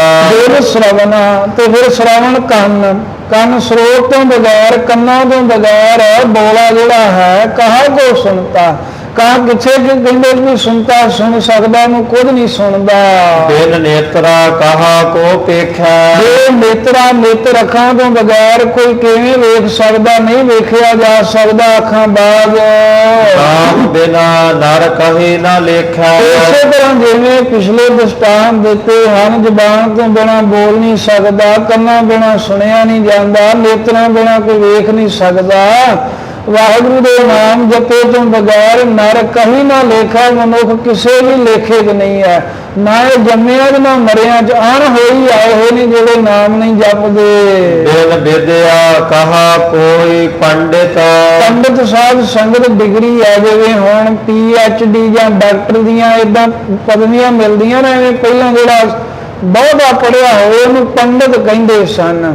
ਬਿਨ ਵਿਦਿਆ, ਜਿਵੇਂ ਵਿਦਿਆ ਪੜ੍ਹਾਈ ਕੀਤੇ ਤੋਂ ਬਗੈਰ ਹੀ ਹੋਵੇ ਕੋਈ, ਕਹਾਂ ਕੋਈ ਪੰਡਿਤ ਦੇ ਕੋਈ ਕਿਵੇਂ ਪੰਡਿਤ ਵਿਦਵਾਨ ਅਖਵਾ ਸਕਦਾ, ਭਾਵ ਨਹੀਂ ਅਖਵਾ ਸਕਦਾ ਨਾ। ਜਿਵੇਂ ਹੁਣ ਪੜ੍ਹਿਆ ਨਾ ਕੋਈ 10 ਜਮਾਤਾਂ ਨਾ ਹੋਵੇ, ਕਹੇ ਵੀ ਮੈਂ ਪ੍ਰੋਫੈਸਰ ਹਾਂ, ਉਹ ਪ੍ਰੋਫੈਸਰ ਕਿਵੇਂ ਬਣ ਸਕਦਾ ਹੈ?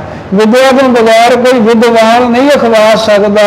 ਬਿਨ ਅਮਰ ਕੈਸੇ ਰਾਜ ਮੰਡਿਤ, ਅਮਰੇ ਅਮਰ ਹੁਕਮ ਚੱਲਣ ਤੋਂ ਬਗੈਰ ਕੋਈ ਰਾਜਾ ਕਿਸ ਪ੍ਰਕਾਰ ਆਪਣੇ ਰਾਜ ਨੂੰ ਮੰਡਿਤ ਸਜਾ ਸਕਦਾ, ਕਿਵੇਂ ਭੂਸ਼ਿਤ ਕਰ ਸਕਦਾ, ਭਾਵ ਨਹੀਂ ਕਰ ਸਕਦਾ ਨਾ। ਜਿਹੜੇ ਰਾਜੇ ਦਾ ਹੁਕਮ ਹੀ ਨਾ ਚੱਲਦਾ ਹੋਵੇ ਆਪਣੀ ਪ੍ਰਜਾ ਤੇ ਆਪਣੇ ਸਿਪਾਹੀਆਂ ਦੇ, ਉਹਦਾ ਰਾਜ ਭਾਗ ਕਿਵੇਂ ਸੋਹਣਾ ਰਹਿ ਸਕਦਾ, ਵੱਧ ਨਹੀਂ ਨਾ ਸਕਦਾ।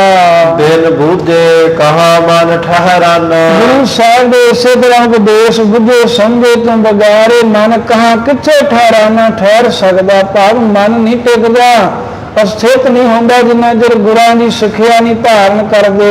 ਨਾਮ ਬਿਨਾ ਸਭ ਜਗ ਬੌਰਾਨਾ, ਇਸ ਤਰ੍ਹਾਂ ਵਾਹਿਗੁਰੂ ਦੇ ਨਾਮ ਜਪੇ ਤੋਂ ਬਗੈਰ ਸਾਰਾ ਹੀ ਜਗਤ ਬੌਰਾਨਾ ਕਮਲਾ ਹੀ ਹੋਇਆ ਫਿਰਦਾ, ਮੈਂਟਲੀ ਤੁਰੇ ਫਿਰਦੇ ਨੇ। ਮਹਾਰਾਜ ਕਹਿੰਦੇ ਸਾਰੇ ਜਿਹੜੇ ਨਾਮ ਬਿਨਾ ਹਨ। ਬਿਨ ਬੈਰਾਗ ਕਹਾ ਬੈਰਾਗੀ, ਇਹ ਭਾਈ ਤਰ ਤੀਬਰ ਤਰ ਤਨ ਵੈਰਾਗ ਤੋਂ ਬਗੈਰ, ਇਹ ਵੈਰਾਗ ਉਹ ਹੈ ਵੀ ਇਹ ਸਾਰੇ ਜਹਾਨ ਜਿਹੜੇ ਨੇ ਨਾ, ਤਿੰਨਾਂ ਲੋਕਾਂ ਦੇ ਜਿਹੜੇ ਭੋਗ ਪਦਾਰਥ ਹਨ, ਉਹਨਾਂ ਨੂੰ ਕਾਂ ਦੀ ਵਿੱਠ ਸਮਾਨ ਜਾਣ ਕੇ ਜਿਹੜਾ ਤਿਆਗ ਦੇ ਨਾ, ਕਾਂ ਦੀ ਗੰਦਗੀ ਸਮਝ ਕੇ ਤਿੰਨਾਂ ਲੋਕਾਂ ਦੇ ਭੋਗ ਪਦਾਰਥ ਨਾ ਗ੍ਰਹਿਣ ਕਰੇ, ਵੱਡਾ ਵੈਰਾਗੀ ਹੁੰਦਾ। ਉਹਨੂੰ ਤਰ ਤੀਬਰ ਤਰ ਤਨ ਵੈਰਾਗ ਕਹਿ ਦਿੰਦੇ ਨੇ। ਬਿਨ ਵੈਰਾਗ ਕਹਿੰਦੇ ਵੀ ਐਸਾ ਵੈਰਾਗ ਧਾਰਨ ਕੀਤੇ ਤੋਂ ਬਿਨਾਂ ਕਹਾਂ ਬੈਰਾਗੀ, ਕੋਈ ਵੈਰਾਗਵਾਨ ਕਿਵੇਂ ਹੋ ਸਕਦਾ ਹੈ? ਉਹ ਕੋਈ ਆਖੇ ਵੀ ਮੇਰਾ ਨਾਮ ਬੈਰਾਗੀ ਹੈ ਤੇ ਛੱਡਦਾ ਉਹ ਕੁਝ ਨਾ ਹੋਵੇ। ਕਹਿੰਦੇ ਕੁੱਲ ਜਹਾਨ ਦੇ ਇਸ ਲੋਕ ਦੇ ਮਾਤ ਪਤਾਲ ਸਵਰਗ ਲੋਕ ਦੇ ਜਿਹੜੇ ਭੋਗ ਪਦਾਰਥ ਨੇ, ਇੱਕ ਕਾਂ ਦੀ ਵਿੱਠ ਤੋਂ ਵੱਧ ਕੁਝ ਨਹੀਂ ਜਿਹੜਾ ਸਮਝਦਾ, ਉਹ ਵੈਰਾਗੀ ਹੁੰਦਾ। ਤੇ ਜਿਹਨੇ ਵੈਰਾਗ ਨਹੀਂ ਧਾਰਨ ਕੀਤਾ, ਉਹ ਕਿੱਥੋਂ ਮਹਾਰਾਜ ਕਹਿੰਦੇ ਵੈਰਾਗੀ ਅਖਵਾ ਸਕਦਾ ਹੈ? ਬਿਨ ਹਉ ਤਿਆਗ ਕਹਾ ਕੋ ਤਿਆਗ, ਹੰਗਤਾ ਤਿਆਗਣ ਤੋਂ ਬਗੈਰ ਕੋਈ ਜਿਹੜਾ ਹੈ ਕਹਾਂ ਕੀ ਤਿਆਗ ਕਰਨ ਵਾਲਾ ਹੋ ਸਕਦਾ, ਨਹੀਂ ਹੋ ਸਕਦਾ। ਹਾਂ ਤਿਆਗਣ ਦਾ ਭਾਵ ਇਹ ਹੁੰਦਾ ਹੈ ਤੇ ਜਿਵੇਂ ਕੋਈ ਆਖੇ ਵੀ ਆ ਮੈਂ ਹੁਣ ਘਰ-ਬਾਰ ਤਿਆਗ ਦਿੱਤਾ ਵੀ ਅਸੀਂ ਤੇ ਤਿਆਗੀ ਹੋ ਗਏ ਹਾਂ। ਕਹਿੰਦੇ ਵੀ ਘਰ-ਬਾਰ ਤਿਆਗਣ ਦੀ ਵੀ ਜਿਹੜੀ ਅੱਗੇ ਹੰਗਤਾ ਕਰਨੀ ਹੈ ਨਾ, ਕਈ ਕਹਿੰਦੇ ਵੀ ਅਸੀਂ ਤੇ ਘਰ-ਬਾਰ ਛੱਡੀ ਬੈਠੇ ਹਾਂ, ਤੇ ਜਿਹੜੀ ਇਹ ਵੀ ਗੱਲ ਕਹਿਣੀ ਹੈ ਨਾ, ਇਹਨੂੰ ਕਹਿੰਦੇ ਨੇ ਹਾਂ। ਇਹਦਾ ਵੀ ਜਿਹੜਾ ਤਿਆਗ ਕਰ ਦੇਣਾ, ਭਾਵ ਕਿ ਕਿਸੇ ਨੂੰ ਕੁਝ ਜਣਾਉਣਾ ਹੀ ਨਹੀਂ ਵੀ ਮੈਂ ਕੁਝ ਹਾਂ, ਇਹਨੂੰ ਕਹਿੰਦੇ ਤਿਆਗ ਦਾ ਵੀ ਤਿਆਗ ਕਰ ਦੇਣਾ। ਜਿਵੇਂ ਆਮ ਲੋਕ ਕਈ ਕਹਿੰਦੇ ਵੀ ਮੈਂ ਤਾਂ ਫਲਾਣੇ ਨੂੰ ਆਹ ਚੀਜ਼ ਛੱਡ ਦਿੱਤੀ ਵੀ, ਪਰ ਜਿਹੜਾ ਇਹ ਗੱਲ ਕਹਿਣੀ ਵੀ ਛੱਡ ਦੇਣੀ, ਇਹਨੂੰ ਕਹਿੰਦੇ ਨੇ ਤਿਆਗ ਦਾ ਤਿਆਗ। ਜਿਵੇਂ ਕਿਸੇ ਨੇ ਕੋਈ ਲੱਖ ਰੁਪਈਆ ਦੇ ਕੇ ਕਹਿੰਦਾ ਵੀ ਮੈਂ ਛੱਡਤਾ, ਉਹ ਗੱਲ ਕਹਿਣੀ ਵੀ ਮੁਨਾਸਬ ਨਾ ਸਮਝੇ, ਉਹਨੂੰ ਕਹਿੰਦੇ ਨੇ ਤਿਆਗ ਦਾ ਤਿਆਗ। ਇਹ ਜਿਹੜੀ ਤਿਆਗ ਦੀ ਹੋਂਦ ਹੈ, ਜਿੰਨਾ ਚਿਰ ਬੰਦੇ ਦੇ ਅੰਦਰ, ਜਿੰਨਾ ਚਿਰ ਮਾਨ ਹੈ ਅੰਦਰ, ਉਹਨਾਂ ਚਿਰ ਕੋਈ ਵੀ ਤਿਆਗੀ ਨਹੀਂ ਹੋ ਸਕਦਾ। ਹੰਕਾਰ ਤਿਆਗ ਦੇਣਾ ਹੀ ਅਸਲ ਤਿਆਗ। ਬਿਨ ਬਸ ਪੰਚ ਕਹਾ ਮਨ ਚੂਰੇ, ਪੰਜ ਗਿਣਤੀ ਹੈ, ਕਾਮ ਕ੍ਰੋਧ ਲੋਭ ਮੋਹ ਹੰਕਾਰ, ਜਾਂ ਪੰਜ ਗਿਣਤੀ ਹੈ ਸਾਡੇ ਜਿਹੜੇ ਗਿਆਨ ਇੰਦਰੇ ਜਾਂ ਪੰਜ ਕਰਮ ਇੰਦਰੇ ਹਨ। ਬਿਨ ਬਸ ਪੰਚ, ਇਹਨਾਂ ਪੰਜਾਂ ਨੂੰ ਵਸ ਕੀਤੇ ਤੋਂ ਬਗੈਰ ਕਹਾਂ ਮਨ ਚੂਰੇ, ਇਹਨਾਂ ਨੂੰ ਅਧੀਨ ਕੀਤੇ ਤੋਂ ਬਗੈਰ ਕੋਈ ਆਪਣੇ ਮਨ ਨੂੰ ਕਿਵੇਂ ਚੂਰਨ ਕਰ ਸਕਦਾ? ਚੂਰਨ ਕੀ ਹੁੰਦਾ ਹੈ ਵੀ ਕਿਵੇਂ ਮੇਟ ਸਕਦਾ ਹੈ? ਮੇਟਣਾ ਕਿ ਵੀ ਮਨ ਦੀਆਂ ਵਾਸ਼ਨਾਵਾਂ ਨੂੰ ਕਿਵੇਂ ਕੋਈ ਮੁਕਾ ਸਕਦਾ ਜਿਨ੍ਹਾਂ ਚਿਰ ਇੰਦਰੀਆਂ ਦੇ ਉੱਤੇ ਹੀ ਨਹੀਂ ਕਾਬੂ ਕੀਤਾ।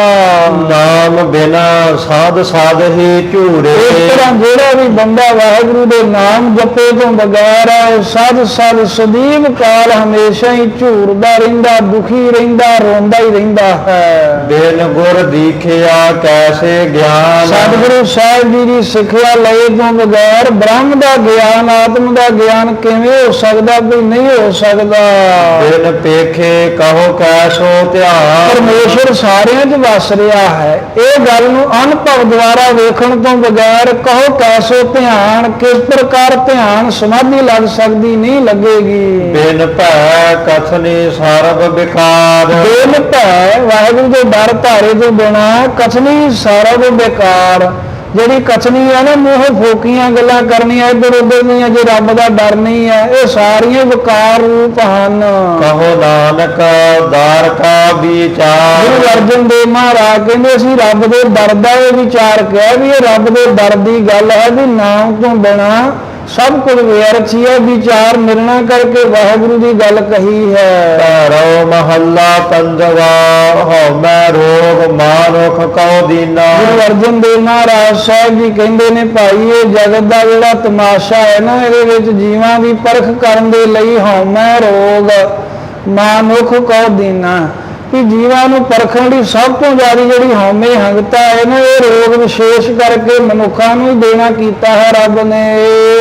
ਆਮ ਰੋਗ ਮੈਗਲ ਬਸ ਲੀਨਾ। ਭਾਵੇਂ ਕਿ ਵੀ ਇਹ ਰੋਗ ਹੋਰ ਵੀ ਸਾਰੇ ਵਿੱਚ ਨੇ ਜਿਹੜੇ ਜਿਹੜੇ ਮਹਾਰਾਜ ਇੱਕ ਨਾਮ ਲੈ ਕੇ ਗਿਣਾ ਰਹੇ ਨੇ, ਪਰ ਜਿਹਦੇ ਵਿੱਚ ਜ਼ਿਆਦਾ ਜਿਹੜਾ ਰੋਗ ਹੈ ਉਹ ਦੱਸ ਰਹੇ ਨੇ। ਹਉਮੈ ਦਾ ਜ਼ਿਆਦਾ ਰੋਗ ਬੰਦੇ ਦੇ ਵਿੱਚ ਹੈ। ਤੇ ਕਾਮ ਰੋਗ ਮੈਗਲ ਬਸ ਲੀਨਾ, ਅਤੇ ਜਿਹੜਾ ਕਾਮ ਹੈ ਨਾ, ਕਾਮ ਰੂਪੀ ਰੋਗ, ਇਹ ਮੈਗਲ ਹਾਥੀ ਨੂੰ ਇਹਨੇ ਆਪਣੇ ਬਸ ਅਧੀਨ ਲੀਨਾ ਲੈਣਾ ਕੀਤਾ। ਜਿਵੇਂ ਸਾਧ ਸੰਗਤ ਹਾਥੀ ਜਿਹੜਾ ਹੈ ਨਾ, ਹੋਰ ਸਾਰੇ ਨਾਲੋਂ ਖਾਸ ਕਰਕੇ ਇਹ ਬਹੁਤੇ ਕਾਮ ਦੇ ਅਧੀਨ ਰਹਿੰਦਾ ਹੈ। ਇਹਨੂੰ ਕਾਗਜ਼ ਦੀ ਪਕੜਨ ਵਾਲੇ ਹਸਤਨੀ ਬਣਾ ਕੇ ਡੂੰਘੇ ਟੋਏ ਦੇ ਉੱਤੇ ਕੱਖ ਦੇ ਪਾ ਕੇ ਰੱਖ ਦਿੰਦੇ, ਤੇ ਇਹਨੂੰ ਸਪਰਸ਼ ਕਰਨ ਦੀ ਭਾਵਨਾ ਨਾ ਆਉਂਦਾ ਤੇ ਟੋਏ 'ਚ ਡਿੱਗ ਪੈਂਦਾ, ਫਿਰ ਮੁਹਾਵਤ ਦਾ ਕੁੰਡਾ ਸਹਾਰਦਾ। ਹਾਥੀ ਜਿੰਨੇ ਵੀ ਫੜੇ ਹੁੰਦੇ ਨੇ ਨਾ, ਸਾਰੇ ਇਦਾਂ ਹੀ ਫੜਦੇ ਨੇ। ਤੇ ਮਹਾਰਾਜ ਸਾਹਿਬ ਜੀ ਕਹਿੰਦੇ ਕਾਮ ਦਾ ਰੋਗ ਵਿਸ਼ੇਸ਼ ਕਰਕੇ ਹਾਥੀ ਨੂੰ ਇਹਨੇ ਵਸ ਕੀਤਾ ਹੋਇਆ ਏ। ਦ੍ਰਿਸ਼ਟ ਰੋਗ ਪਚ ਮੋਏ ਪਤੰਗਾ। ਦੇਖਣ ਦਾ ਰੋਗ ਤਾਂ ਸਾਰਿਆਂ 'ਚ ਹੀ ਹੈ, ਪਰ ਦ੍ਰਿਸ਼ਟ ਰੋਗ ਪਚ ਮੋਏ ਪਤੰਗਾ, ਜਿਹੜਾ ਪਤੰਗਾ ਹੈ ਨਾ, ਇਹ ਦੀਵੇ ਦੀ ਲਾਟ ਨੂੰ ਦ੍ਰਿਸ਼ਟ ਦੇਖਣ ਦੇ ਵਾਸਤੇ ਉਹਦੇ ਰੋਗ ਵਿੱਚ ਹੀ ਪਤੰਗਾ ਪਚ ਸੜ ਕੇ ਮੋਏ ਮਰ ਜਾਂਦਾ। ਹਰ ਕੋਈ ਵੇਖਦਾ ਏ, ਪਰ ਜਿਹੜਾ ਪਤੰਗਾ ਆਪਾਂ ਵੇਖਿਆ ਇਹ ਵੀ ਜਿੱਥੇ ਅੱਗ ਵੀ ਬਲਦੀ ਹੋਵੇ, ਕਿਤੇ ਬਲਬ ਹੋਣ, ਉਹਦੇ ਉੱਤੇ ਜਾ ਜਾ ਕੇ ਬੈਠਦਾ, ਵੇਖਦਾ ਇਹਨੂੰ ਚਾਨਣ, ਉਹ ਲਾਟ ਚੰਗੀ ਲੱਗਦੀ ਤੇ ਉੱਥੇ ਸੜ ਜਾਂਦਾ ਹੈ। ਨਾਗ ਰੋਗ ਖਪ ਗਏ ਕੁਰੰਗਾ। ਨਾਗ ਕਹਿੰਦੇ ਸ਼ਬਦ ਕੰਨਾਂ ਦੇ ਨਾਲ ਸੁਣਨ ਦਾ ਜਿਹੜਾ ਚਸਕਾ ਹੈ, ਇਸ ਰੋਗ ਦੇ ਵਿੱਚ ਕਹਿੰਦੇ ਵੀ ਖਪ ਗਏ ਕੁਰੰਗਾ। ਕੁਰੰਗਾ ਕਹਿੰਦੇ ਨੇ ਹਿਰਨ, ਕਹਿੰਦੇ ਵੀ ਇਸ ਰੋਗ ਕਰਕੇ ਨੇਕਾਂ ਹਿਰਨ ਖਪ ਗਏ, ਨਾਸ ਹੋ ਗਏ ਨੇ। ਇਹਨੂੰ ਫੜਨ ਵਾਲੇ ਇੱਕ ਘੰਡਾ ਹੋੜਾ ਹੈ, ਉਹਦੇ ਸ਼ਬਦ ਦੀ ਆਵਾਜ਼ ਕਰਦੇ ਨੇ। ਇਹ ਸੁਣ ਕੇ ਹਰਨ ਇੰਨਾ ਮਸਤ ਹੁੰਦਾ ਵੀ ਆਪਣਾ ਸਿਰ ਉੱਥੇ ਜਾ ਕੇ ਆਪੇ ਦੇ ਦਿੰਦਾ। ਤੇ ਮਹਾਰਾਜ ਸਾਹਿਬ ਕਹਿੰਦੇ ਵੀ ਇਹ ਸ਼ਬਦ ਦਾ ਜਿਹੜਾ ਰੋਗ ਹੈ, ਕੰਨਾਂ ਦਾ ਚਸਕਾ ਸੁਣਦਾ, ਇਹਦੇ ਨਾਲ ਕਈ ਹਿਰਨ ਮਰ ਗਏ ਨੇ। ਵਿਸ਼ੇਸ਼ ਕਰਕੇ ਰੋਗ ਨਾਦ ਪਰਮੇਸ਼ਰ ਨੇ ਇਹ ਹਿਰਨ ਨੂੰ ਦਿੱਤਾ ਹੋਇਆ ਹੈ। ਜੋ ਜੋ ਦੀਸਾ ਸੋ ਸੋ ਰੋਗੀ। ਅਸਲ ਵਿੱਚ ਮਹਾਰਾਜ ਕਹਿੰਦੇ ਵੀ ਜਗਤ ਵਿੱਚ ਜਿਹੜਾ ਜਿਹੜਾ ਵੀ ਜੀਵ ਦੀਸਾ ਦਿਸਦਾ ਹੈ ਨਾ, ਉਹੀ ਰੋਗੀ ਰੋਗਾਂ ਦੇ ਸਹਿਜ ਦਾ। ਕਿਸੇ ਨੂੰ ਕਾਮ ਦਾ, ਕ੍ਰੋਧ ਦਾ, ਲੋਭ ਦਾ, ਮੋਹ ਦਾ, ਹੰਕਾਰ ਦਾ ਰੋਗ ਹੈ।